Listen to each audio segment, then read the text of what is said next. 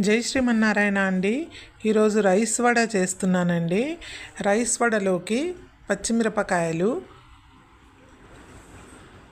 రవ్వ, ఉప్పు, వెల్లుల్లిపాయలు, జీలకర్ర, పసుపు వేసి ఉడికించిన అన్నం కూడా వేసి మెత్తగా కొన్ని నీళ్లు పోసి మెత్తగా గ్రైండ్ చేసుకోవాలి.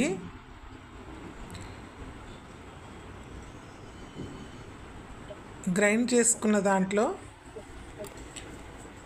మెత్తగా ఉడికించినటువంటి ఆలుగడ్డలు స్మాష్ చేసుకొని దాంట్లో కలిపేసుకోవాలండి.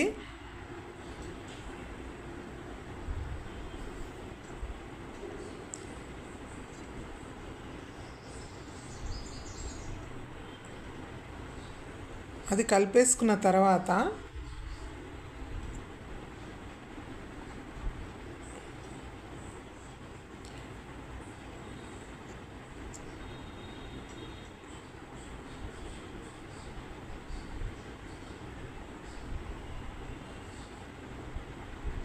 కొత్తిమీర, ఉల్లిపాయలు, ఉల్లి పొరక వేసి కలుపుకోవాలండి.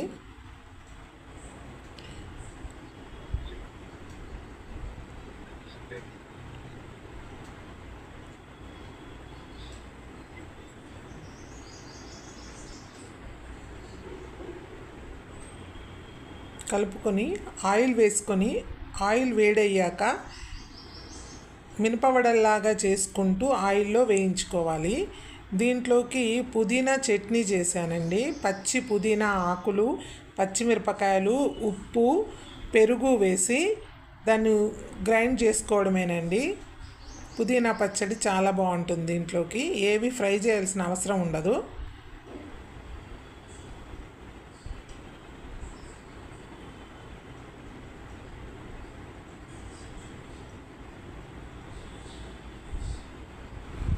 అయిపోయిందండి. అందరికీ జై శ్రీమన్నారాయణ.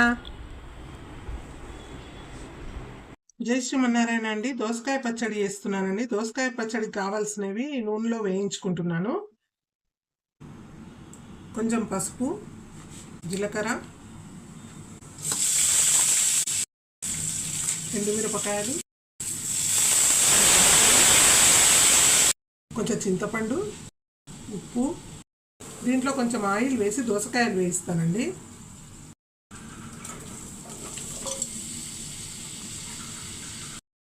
పచ్చడి కోసం వేస్తున్నాను జీలకర్ర,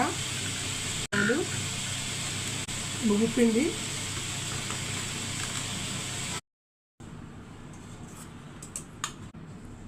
మొదట టమాటో మిరం గ్రైండ్ చేస్తానండి.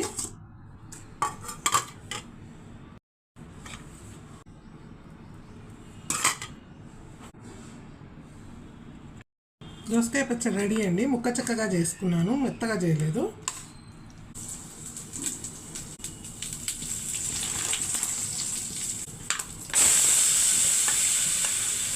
దోసకాయ పచ్చడి రెడీ అండి. జై శ్రీమన్నారాయణ.